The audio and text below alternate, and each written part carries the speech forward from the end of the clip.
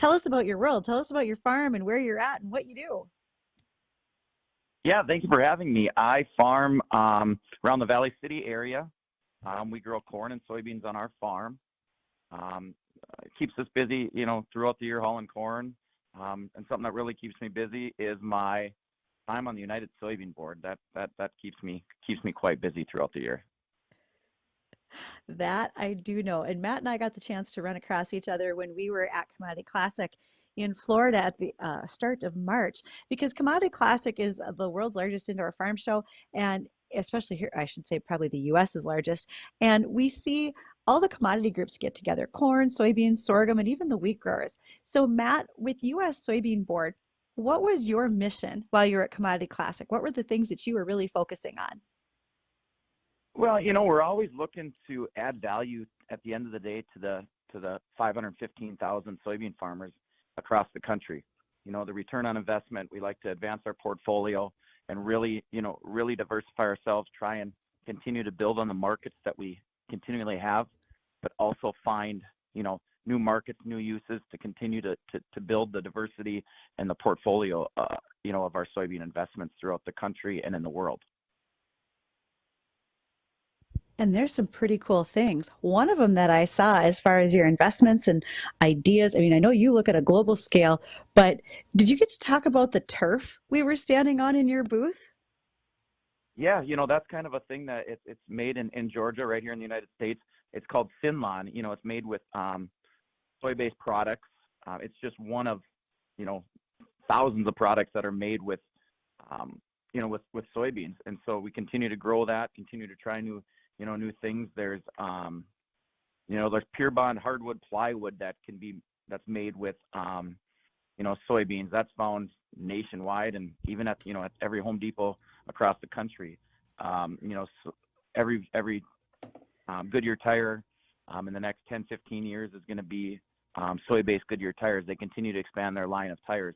So every day that we keep going further and, along here, we continue to expand the use and get soybeans into more products. Our saying is soybeans are in every life, every day, and that continues to grow. So, Matt, how many years have you farmed? Oh, 14 years now. When you started farming 14 years ago, did you think you'd have all of these market opportunities that you have today with your soybeans? No, probably not.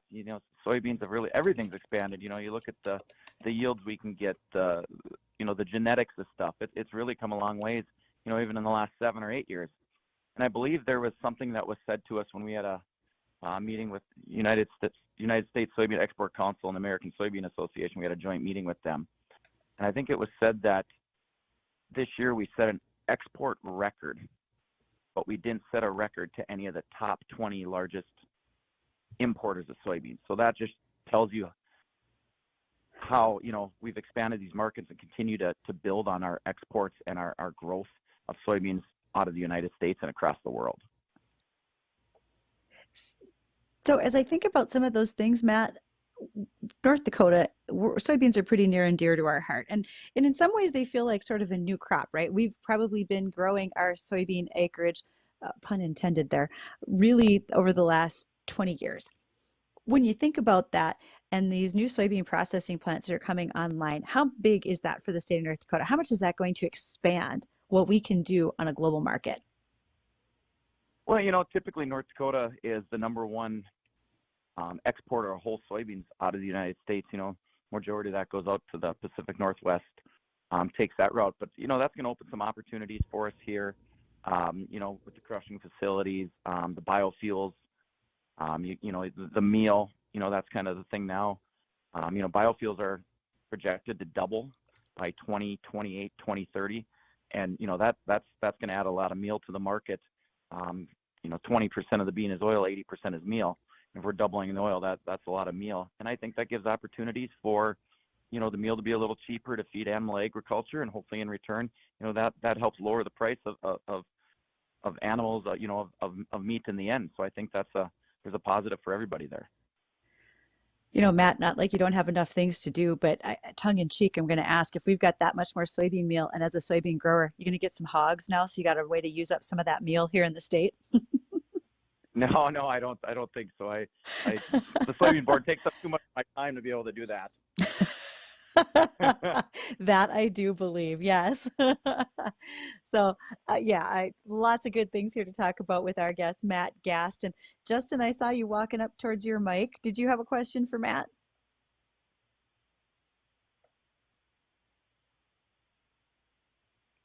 I feel like I lost And everybody.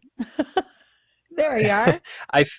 I, I wanted to know, Bridget, we've talked about this before, and it was biofuels for jets. Was that a South Dakota company that was doing that?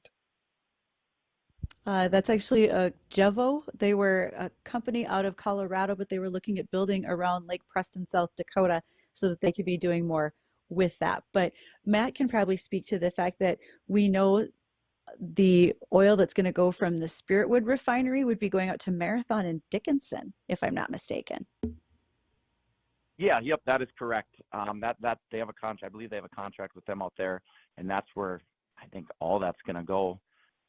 Is out to Marathon out in Dickinson to really help. And there's still some people in areas of the state that, have a tough time getting some biofuels. And so I think, this will really open up our opportunities for those farmers to maybe, to build off of using that biodiesel. We've been out in Portland and toured out there. All their city buses are on biodiesel. So it's really expanding into these markets, and people are seeing the benefits of it. And the thing you were talking about was for jets, the sustainable aviation fuels. That's kind of a new topic, something that's kind of starting to take off. It'll be interesting to see where that goes in the coming years here.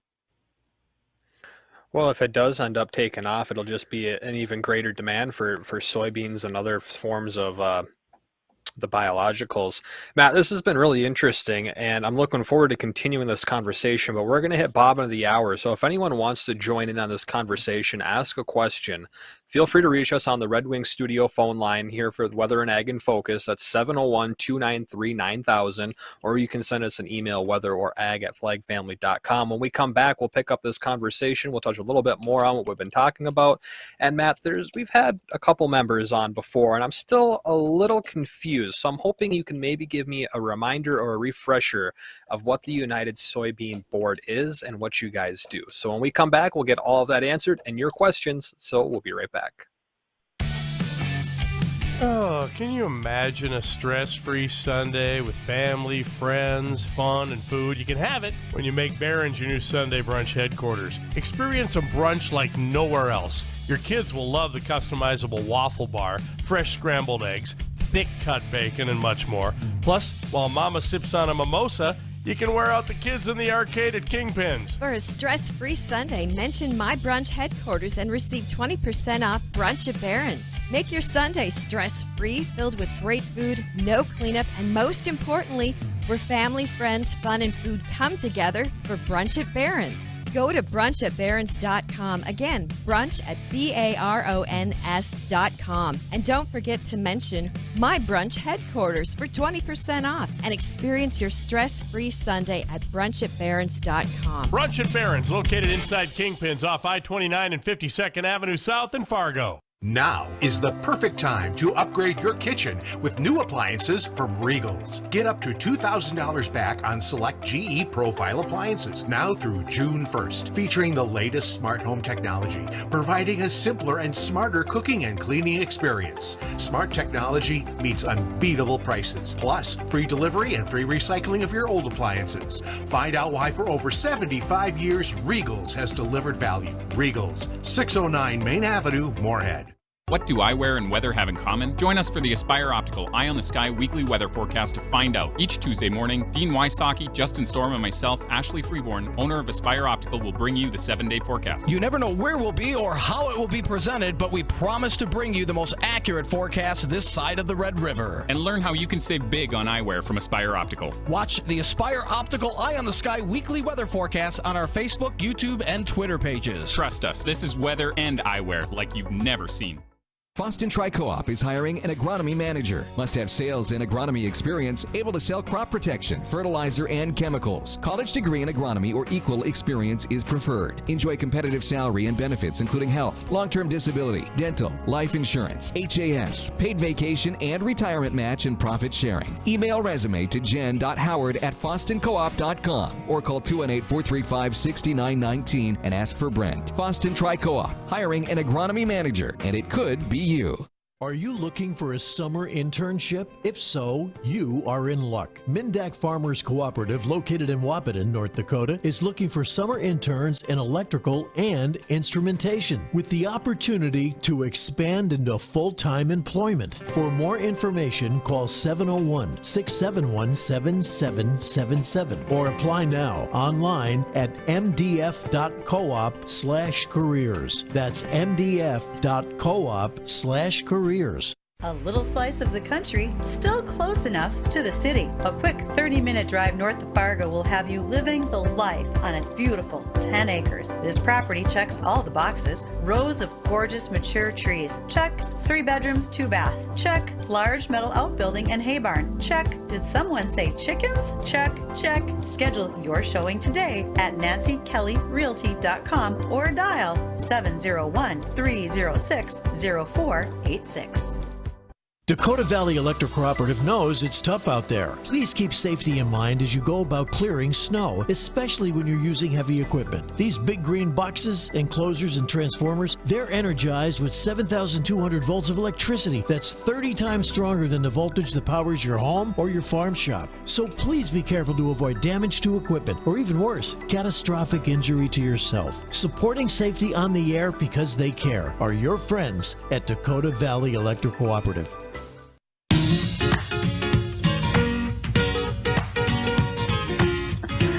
And welcome back to Weather and Ag in Focus. Thanks for rejoining us on this afternoon. It's 1:35 right now. Temperatures around 36 degrees outside the FM metro.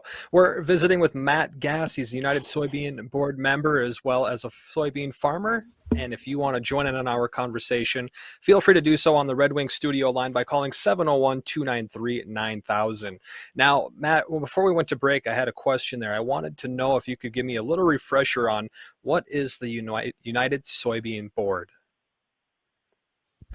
We are the National Checkoff Board. So how that works is it's a federally mandated program.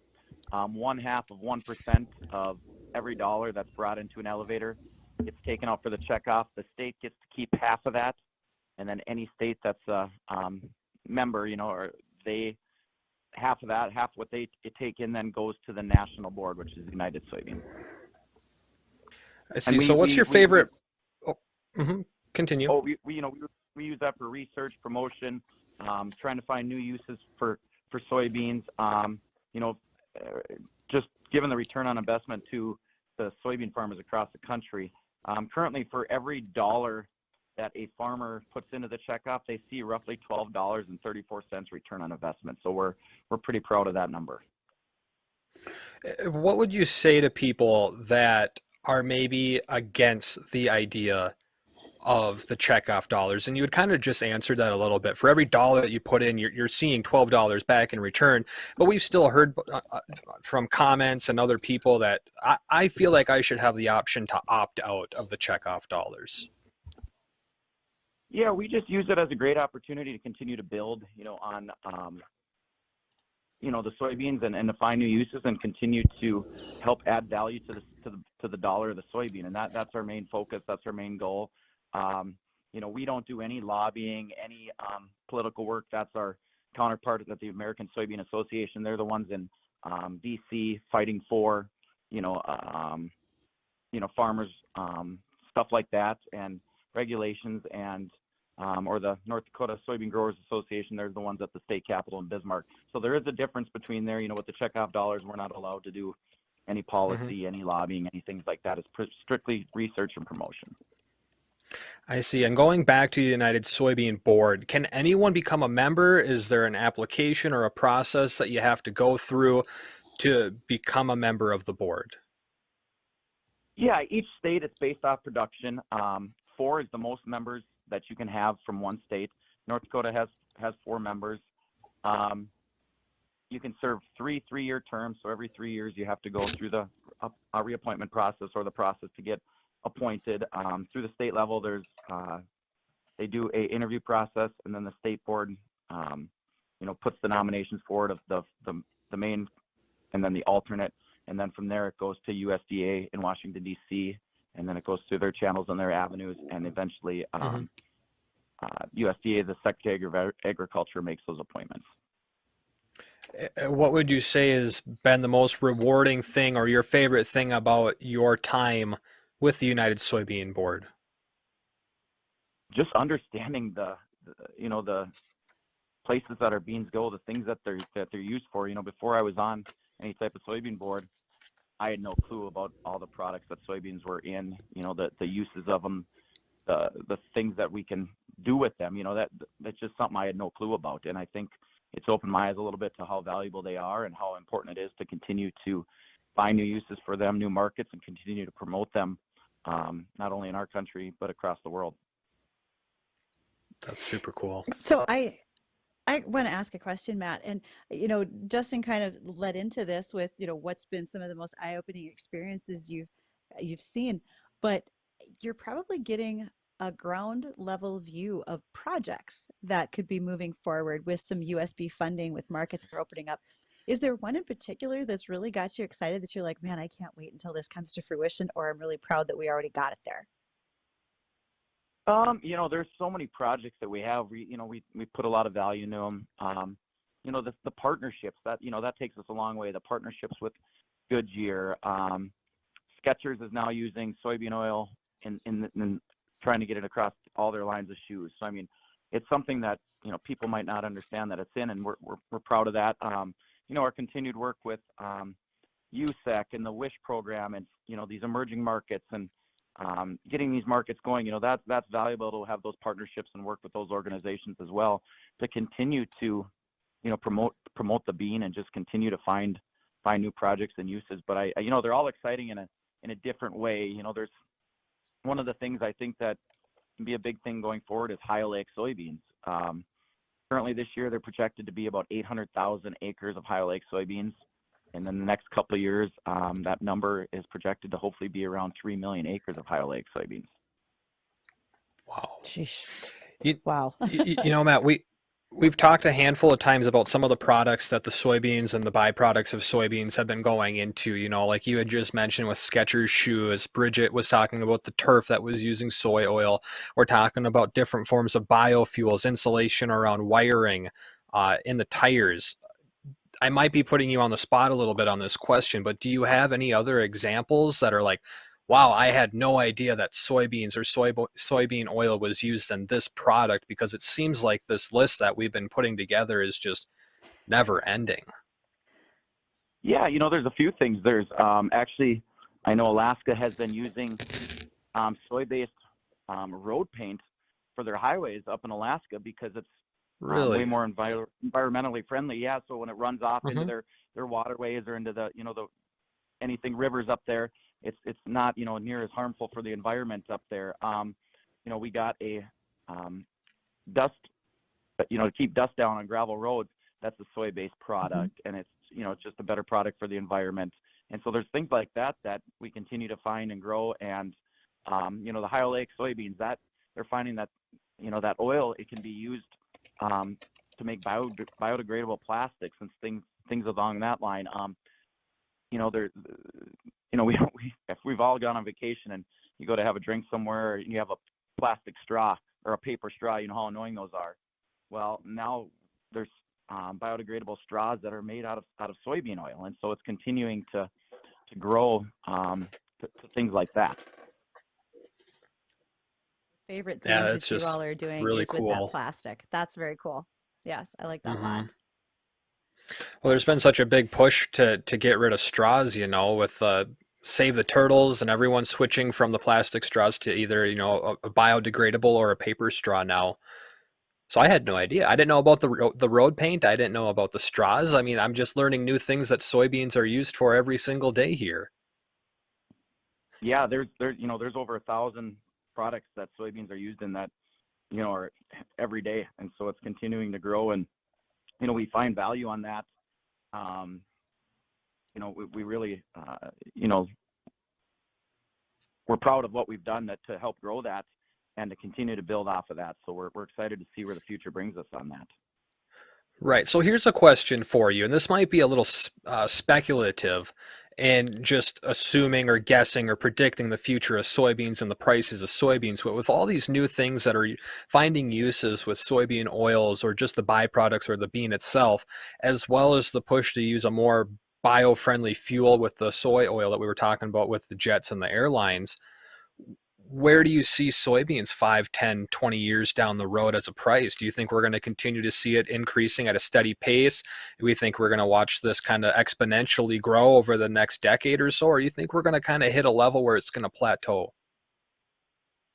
Well, I think we just got to continue to build on what we're doing. We got to. I'm the supply action team chair for the United Soybean Board. My counterpart, she's from Iowa. She's the demand action team chair. We kind of always go back and forth and joke with each other that, I'll get the supply if we'll get the supply on our side if, they can get the demand on our side. So I think they gotta coincide together to continue to build on that. And if we can do that, who knows where we can be with this. And, it's exciting to continue to find the uses, and, it's really hard to say where we can be, but, hopefully when our next return on investment study comes up, hopefully, that it's higher than that $12.34, and we can continue to return that value to the 515,000 U.S. soybean farmers. That's super cool. Matt, I love that you know all these stats right off the top of your head. You've done your homework as a U.S. Soybean Board member. But my question is about your farm. How are things going in your prep for spring planting? Are you feeling like you've got things under control? Because I know USB can take a bit of time. Well, as you can tell from looking outside, there's not much to be done right now. If there's any equipment you're working on, you can't even pull some of this stuff out of the snowbanks. It's so buried. It'll be interesting to see what happens here, with the weather coming next week, and hopefully we can get a warm up and get caught up on the field work and get caught up in the fields, and hopefully get everything planted going forward. Well, one thing is for sure, we can always be positive that we always plant a crop. It might be late, but we always plant a crop. Yeah, and that's one of the things with technology goes along with the equipment getting smarter, better, more technologically friendly. We're able to put some acres in a little quicker than we used to. So that is the bright side of that.